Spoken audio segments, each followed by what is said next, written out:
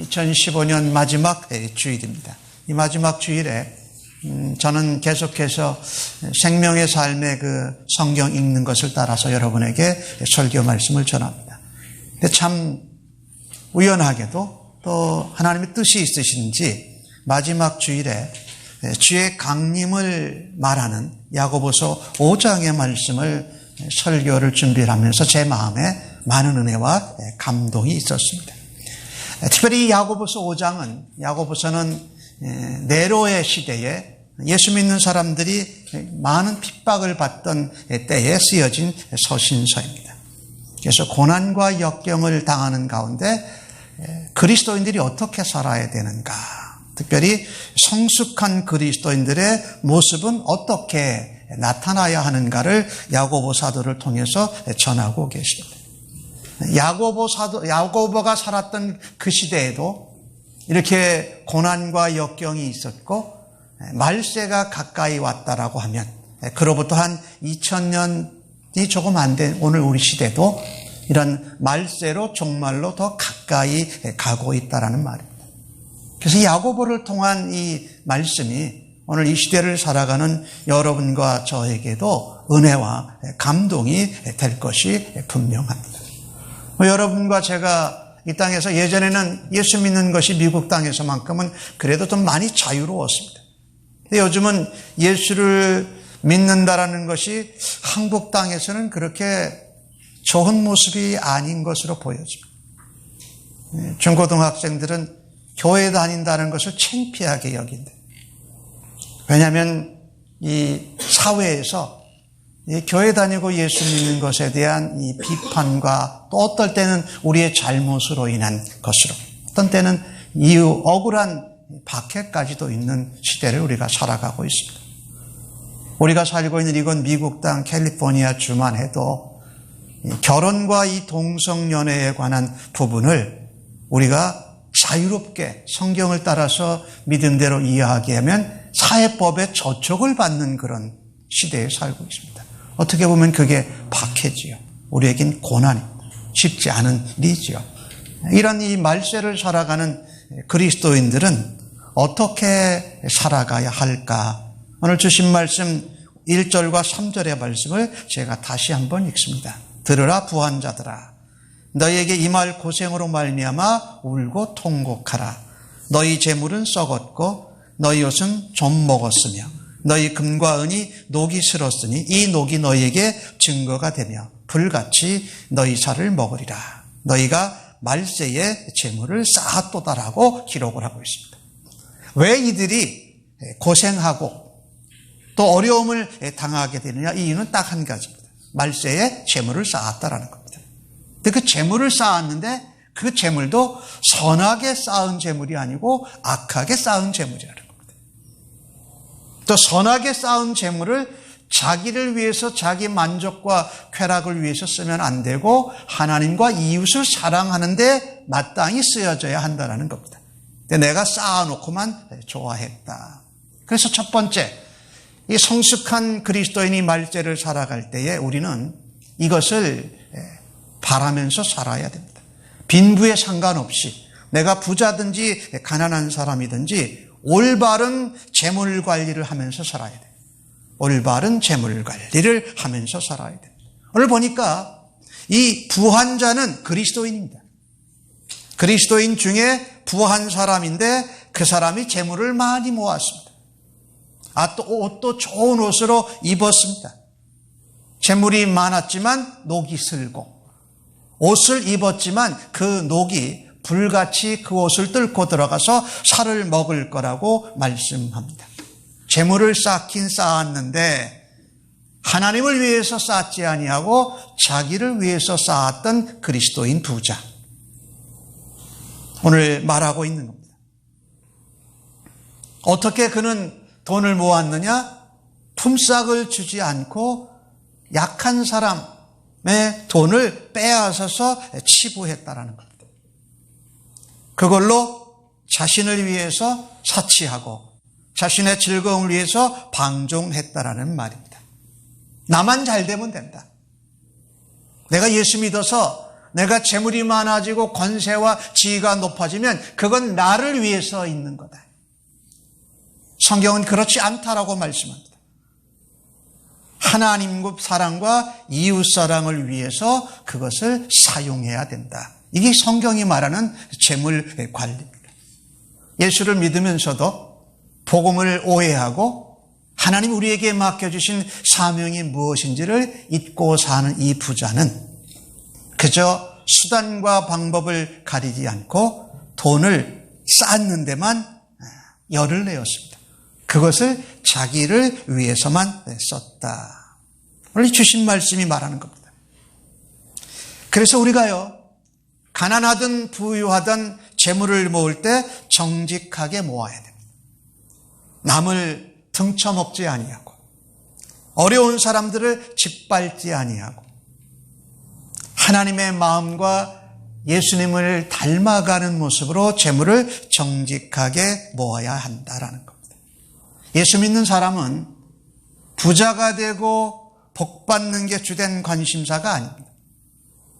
물론 복 받는 것이 있어요. 근데 그 복을 받아서 무엇을 할 거냐? 마태복음 6장 33절의 말씀에 보면 그의 나라와 그의 의를 구하고 이루는데 그것을 사용해야 한다라는 말. 재물을 정직하게 바르게 모아야 한다. 이것이 마지막 시대를 살아가는 성숙한 그리스도인이 살아야 할 모습이다. 우리는 부를 늘리는 것이 우리의 목표가 될 수 없습니다. 우리의 목표는 성경 말씀에 의해서 보면 하나님 나라와 그 의를 이루고 전하는 것이 우리의 목표입니다. 그것을 위해서 하나님께서 우리에게 재물도 맡겨주신다라는 말입니다. 그런데 돈이 너무 많으면 그 돈을 신뢰하고 의지하면서 하나님을 신뢰하고 의지하지 않게 된다라는 겁니다. 어떤 때는 우리가 돈이 재물이 너무 없어서 너무 가난해서 하루에 삶을 영위해 나가기가 어려워서 또 하나님을 떠나기도 하는 모습이 우리들에게도 있다라는 겁니다. 어떨 때는 남의 것을 훔치고 싶은 마음도 생기기도 하고 공것을 바라기도 하고 또 부자로 사는 사람은 남의 것을 그냥 착취해서 뺏고 또 부정한 방법으로 그것을 이루는 일을 할 때에 우리는 저것은 아니다 해야 한다라는 겁니다. 성경은 말씀하지 않습니까? 너희가 하나님과 재물을 동시에 섬기지 못한다. 부는 하나님이 주시는 것입니다. 그리고 우리는 하나님이 주신 그 부를 관리하는 청지기일 따름이라는 말입니다. 이 재물과 부를 우리 자신의 만족과 쾌락을 위해서 사용하면 안 됩니다. 하나님과 이웃을 사랑하는 그 사명을 감당하기 위해서 완수하기 위해서 사용해야 할 것입니다. 오늘 그래서 주신 말씀에 보면은 너희에게 임할 고생으로 말미암아 울고 통곡하라. 재물을 정상적으로 모으지 아니하고 또 재물을 올바르게 쓰지 않은 그 부자 그리스도인에게 통곡하고 회개하고 주께 돌아오라고 말씀하고 있습니다. 복의 근원이 되었던 아브라함은 정말 하나님께서 그에게 놀라운 재물의 복을 주셨습니다. 근데 아브라함은 그것을 누구와 나눕니까? 자기 조카 롯과 나눕니다. 그리고 다른 사람들에게 그것을 나누어 주는 일을 아브라함은 감당했다라는 말입니다. 그래서 여러분과 제가 이 마지막 시대를 살아가고 주의 예수의 재림이 가까워져 있는 이때에 우리는 내가 부자이든 가난하든 올바른 재물 관리를 통해서 하나님이 우리를 심판 자리에서 만나 주실 것을 기대하며 살아야 할 것입니다. 올바른 재물 관리. 너무 많아서 하나님을 부인하고 떠나지도 아니하고 너무 없어서 하나님 앞에 죄를 범하는 일이 없도록 하나님 우리에게 주 예수께서 오실 것을 기대하며 살게 하여 주옵소서. 두 번째로 말세를 살아가는 그리스도인들이 어떻게 살아야 할까? 이번에는 7절과 8절의 말씀을 저와 함께 같이 읽어보십시다. 시작. 그러므로 형제들아 주께서 강림하시기까지 길이 참으라. 농부가 땅에서 나는 귀한 열매를 바라고 길이 참아 이른 비와 늦은 비를 기다리나니 너희도 길이 참고 마음을 굳건하게 하라. 주의 강림이 가까운디라. 주의 강림이, 예수님의 재림하심이 가까울 때는 세상에서 여러 종류의 고난과 환난과 핍박이 더 강해질 것이라는 겁니다.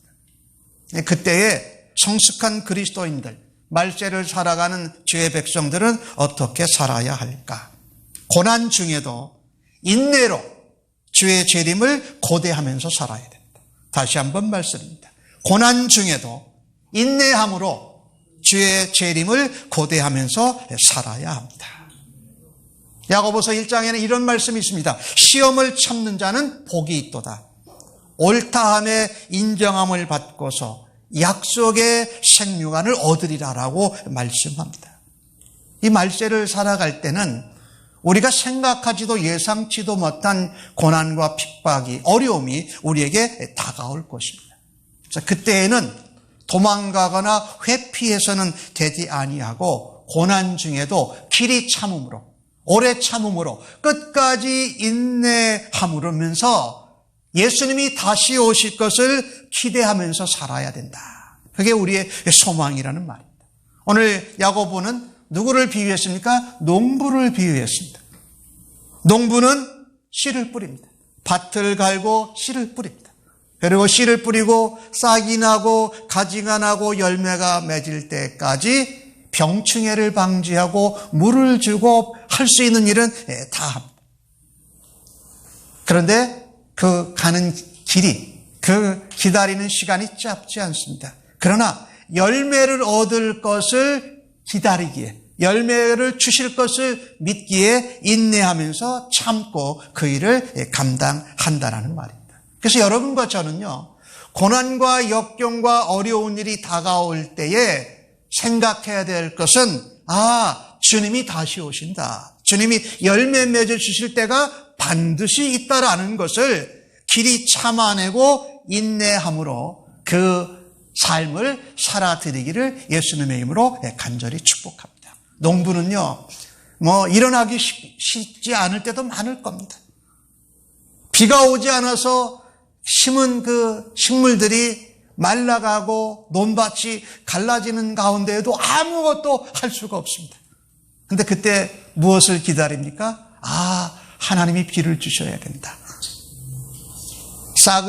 씨앗을 뿌릴 때 비가 와야 되고, 또 추수하기 전에 한번 하나님이 비가 오게 하셔야 내가 이게 된다.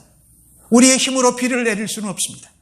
그러나 그 비를 주시는 하나님, 그것이 바로 뭡니까? 우리에게 다시 오실 예수 그리스도가 우리의 고난과 역경과 어려움 가운데서 반드시 우리에게 생명의 멸관을 주실 때가 있다라고 인내함으로 그 소망을 붙들면서 살아가야 한다는 말입니다.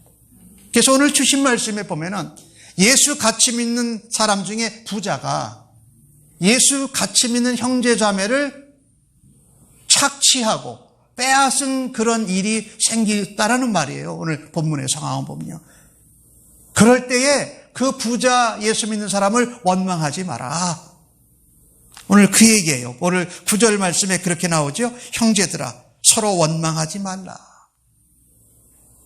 저 사람 때문에 뭐가 안 된다, 저 사람 때문에 일이 안 됐다 그러지 말고, 그런 어려움과 고난과 역경과 이해할 수 없는 억울함을 당할 때도 남 탓이라고 불평하지 말고, 그런 사람 있게 내버려 두셨다고 하나님 원망하지 말라라는 겁니다. 이게 말세를 살아가는 성숙한 그리스도인의 삶이라는 겁니다. 여러분, 그 다윗 왕이 아들 압살롬의 난에 쫓겨서 도망을 가는 장면이 사무엘하 16장에 나옵니다.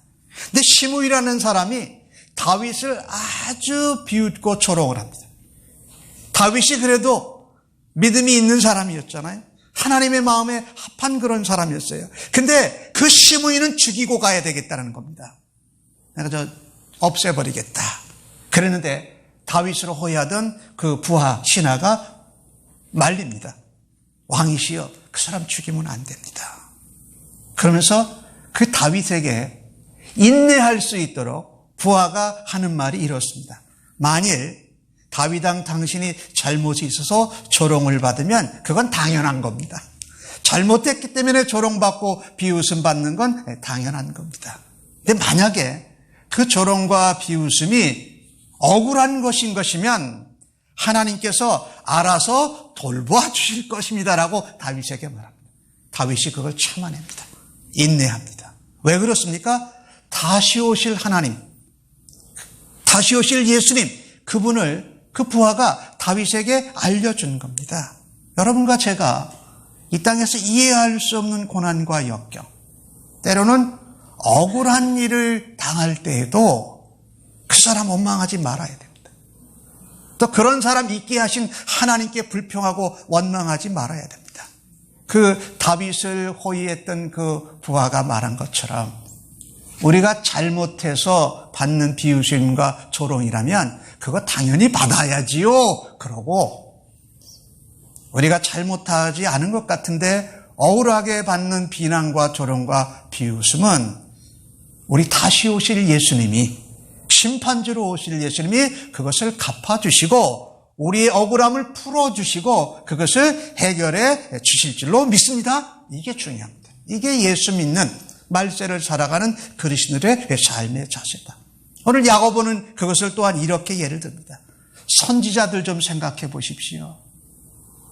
선지자들은 하나님의 말씀을 하나님의 원하신 대로, 하나님의 약속대로, 뜻대로 전했는데 선지자들 중에 대접받지 못한 사람들이 참 많습니다.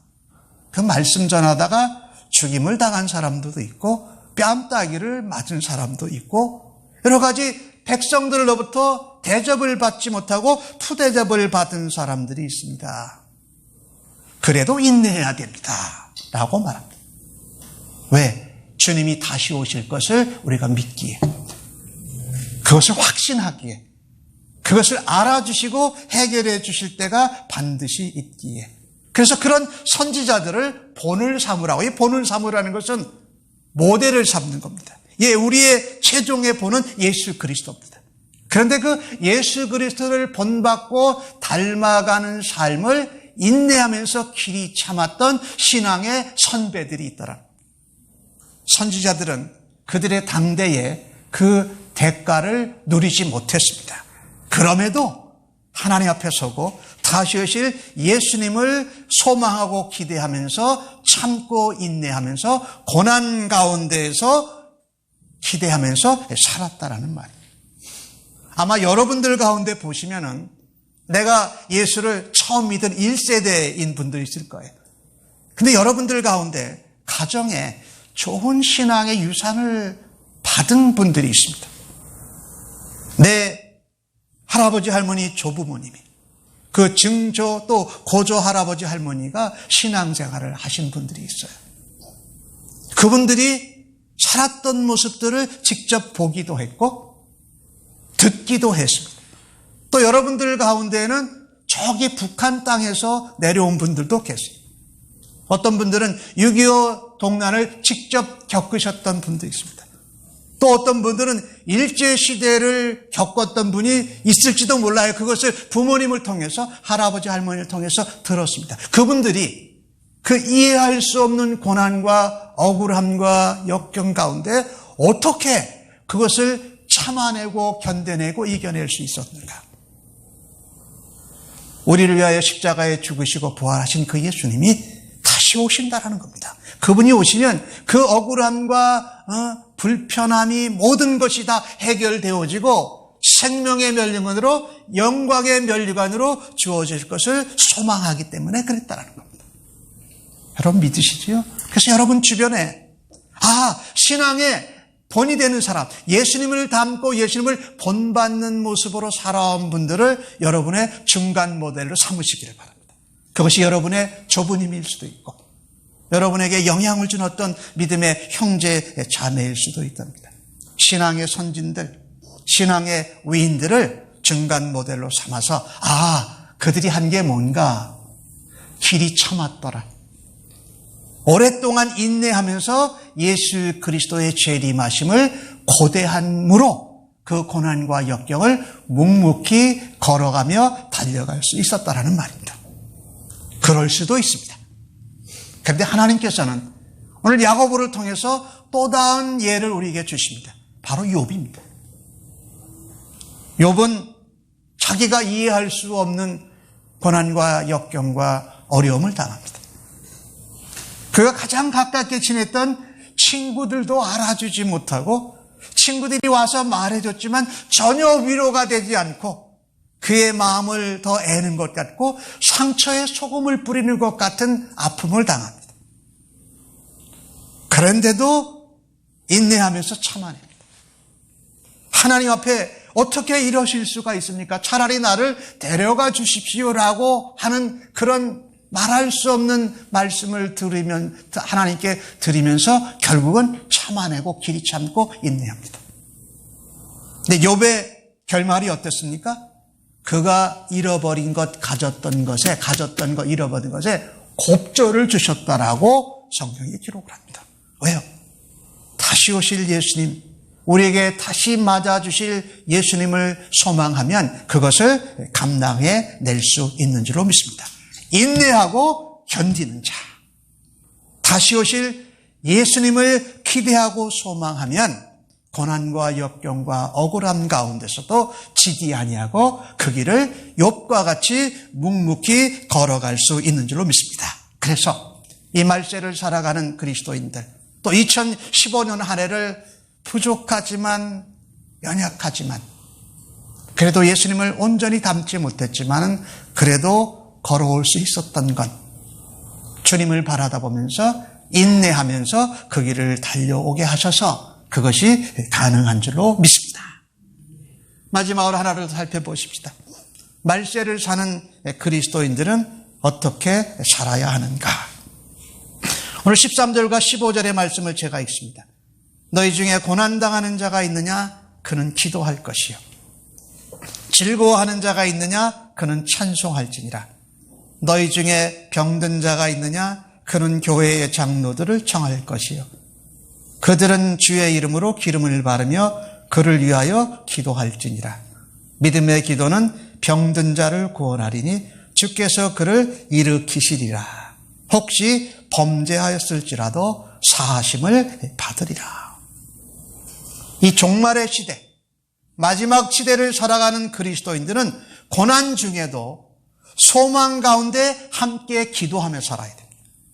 고난 중에도 소망 가운데 함께 기도하며 살아야 합니다. 여러분, 우리가 고난을 당하고 어려움을 당하고 비웃음과 조롱을 받고 억울하면 원망하고 불평하기 쉽습니다. 그런데 오늘 본문 성경은 뭐라고 말씀하느냐? 억울할 때에, 조롱과 비웃음을 당할 때에, 고난과 박해를 받을 때는 바로 너희들이 기도해야 될 때다라는 겁니다. 기도해야 된다. 우리가 이 어려움 가운데 있을 때 기도하는데 그 기도를 혼자 하기가 어렵습니다. 원망이 나오고 불평이 나오고 환경이 너무 힘들어서 기도할 수 없을 것 같아요. 그래서 그때 어떻게 해야 됩니까? 도움을 요청해야 됩니다. 어디에? 교회에, 공동체에. 사랑하는 형제 자매들, 가족에게 나를 위해서 기도해달라. 우리의 이 상황을 위해서 함께 기도하자. 내가 안고 있는 질병과 마음의 상처, 영혼의 아픔을 위해서 기도해 주십시오라고 하는 겁니다. 이게 굉장히 중요합니다. 기도해야 되는데 기도할 수 없을 수 있습니다. 기도해야 되는 것을 아는데 기도가 나오질 않습니다. 그때는 바로 형제 자매들과, 오늘 여기 보니까 교회의 장로들을 청하여 기도해 달라고 그랬죠. 교회에 청한, 교회의 도움을 요하고 교회의 지도자들과 교회의 성도들과 함께 합심해서 기도할 때는 것이 바로 고난과 역경과 우리의 마음의 질병과 영혼의 상처를 이겨내는 길이라고 오늘 본문 성경은 말씀하고 있습니다. 믿음으로 합심하여 기도할 때에, 믿음으로 함께 중보하여 기도할 때에 하나님께서 고난 가운데에도 하나님의 뜻을 보여주시고 감당할 수 있는 은혜와 능력으로 응답하여 주시는 줄로 믿습니다. 마음의 병, 육체의 질병, 영혼의 병도 하나님이 치료하신다는 겁니다.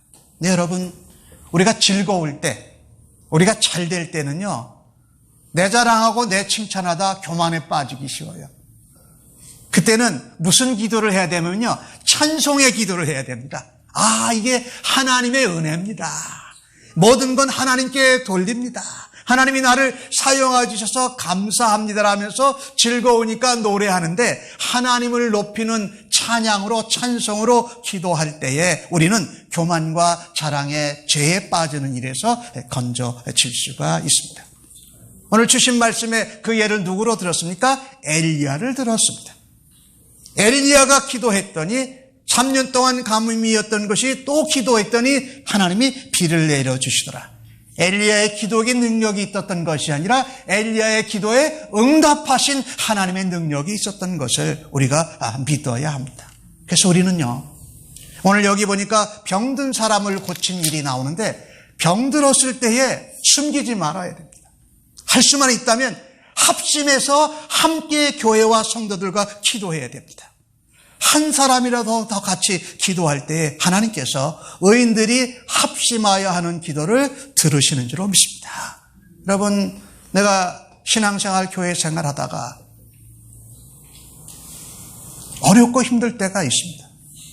상황이나 환경이 녹록지 아니하고 마음 먹고 결심한 대로 해나가기가 참 어렵고, 그럴 때 혼자 고민하면 그냥 거기서 빠져나오기가 어렵습니다. 그런데 교회의 지도자들과 교회의 형제 자매들에게 기도 요청을 하십시오. 나를 위해서 기도해 주십시오. 내가 이렇게 신앙생활하는 것이 어렵습니다. 내게 이런 육체의 질병이 있습니다. 내게 이런 마음의 영혼의 상처와 아픔이 있습니다. 나를 위해서 기도해 주십시오. 그럴 때 하나님께서 소망 가운데 합심하여 기도하면 반드시 이루시는 줄로 믿습니다. 우리의 영혼을 살려주시고 우리의 마음의 상처를 치료해 주시고 우리 육체의 병을 하나님께서 깨끗이 고쳐주실 줄로 믿습니다. 그런데 여기에 중요한 것 하나가 있습니다. 육신만이 아니라 영혼이 절망과 사망 가운데 있는 영혼의 병든 자들을 위해서 기도해야 됩니다. 잃어버린 영혼들, 그들이 우리가 합심하여 이곳 샌프란시스코, 벌링게임, 산마테오 지역의 잃어버린 영혼들을 품고 기도할 때에 하나님이 우리 교회에도 보내주시고 다른 하나님의 교회에도 보내주실 줄로 믿습니다. 이게 얼마나 중요한지 몰라요. 영혼 구원을 위해서 합심하여 기도해야 한다는 겁니다. 이따가 말씀을 드립니다마는 2016년에 저희 교회가 기도해야 돼. 무엇을 위해서? 영혼 구원을 위해서. 저희 교회가 2013년 동안에 주일 예배 평균 출석 인원이 33명이었습니다. 33명이요. 1년 동안 한 명씩만 전도해서 구원받도록 인도하면 몇 명 됩니까? 66명 돼요. 50% 반에서 17명 정도가 우리 교회로 인도된다 하면 몇 명 돼요? 50명 돼요.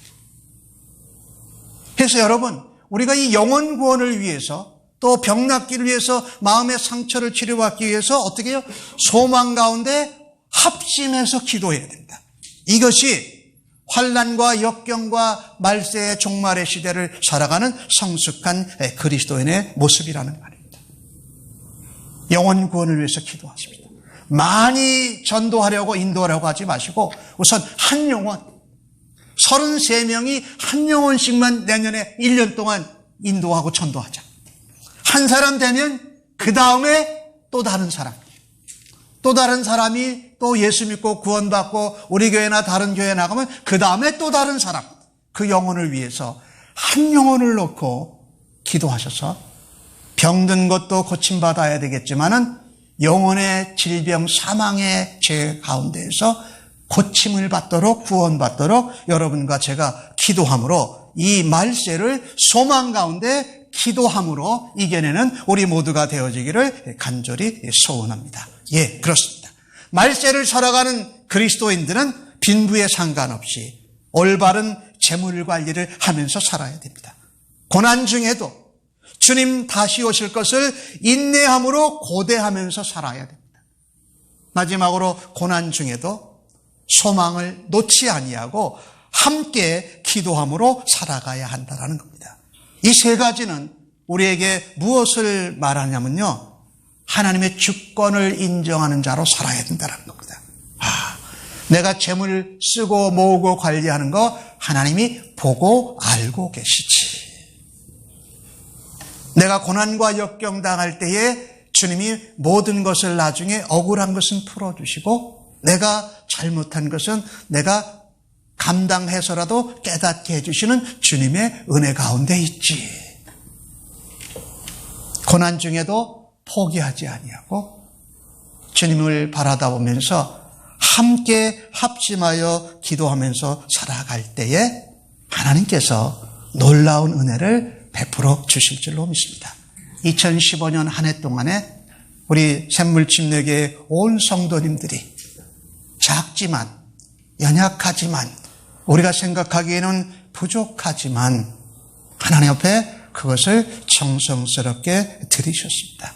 우리 하나님께서 올 한 해를 위로해 주시고 또 축복하심과 함께 새로운 해를 저희들에게 미쁘시게 맡겨주실 줄로 믿습니다. 그 일을 온전히 더 기쁘게 감당하는 성도님들 되시기를 예수님의 이름으로 축복합니다. 마태복음 25장 21절은 우리에게 이같이 말씀합니다. 그 주인이 이르되 잘하였도다. 착하고 충성된 종아. 내가 적은 일에 충성하였음에 내가 많은 것으로 너에게 맡기리니 내 주인의 즐거움에 참여할지어다. 2015년 한 해를 우리가 결단하고 기대한 것 같이 많은 것을 드리지 못했지만 내게 맡겨주신 은사와 재능과 기회와 환경을 따라서 적은 것으로라도 하나님 앞에 충성한 우리 모두에게 하나님께서 내년 한 해에 더 많은 것을 감당할 수 있는 축복과 사명을 맡겨주실 때에 온전히 감당하는 우리 성도님들 모두 다 되어지기를 예수님의 이름으로 간절히 축복합니다.